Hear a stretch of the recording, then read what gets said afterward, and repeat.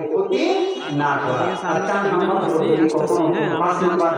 কখনো অন্যায় এবং গুনাহের কাজ হয়ে যায়, সাথে সাথে আল্লাহ রাব্বুল আলামিনের কাছে কি চাওয়া? ক্ষমা চাওয়া। আল্লাহ রাব্বুল আলামিন যদি আমরা এই 5টা অর্জন করতে পারি, আল্লাহ রাব্বুল আলামিন আয়াতের শেষে বলেছেন, উলাইকা জাযাউহুম মাগফিরাতুম মির রাব্বিহিম ওয়া জান্নাতুন তাজরি মিন তাহতিহাল আনহার। এই কাজ করার পরে সে যখন দুনিয়া থেকে বিদায় নিবে, সাথে সাথে আল্লাহ রাব্বুল আলামিন তার এই বান্দা-বান্দীকে ক্ষমা করে দিবেন এবং তাকে পুরস্কার হিসাবে এমন এক জান্নাত দান করবেন যে জান্নাতের চতুর্দিক থেকে প্রবাহিত হবে নহর সমূহ, নহর নহর। এই ঝর্ণা দেখেন না চলে যে, এই ঝর্ণা প্রবাহিত হতে থাকবে। সুবহানাল্লাহ। আল্লাহ রাব্বুল আলামিন আমাদের সকলকে এই তাফসীরে যে কয়টা গুণের কথা উল্লেখ করলাম, সবগুলো গুণ আমাদের সকলকে অর্জন করার তৌফিক দান করুন সকলে করে আমিন।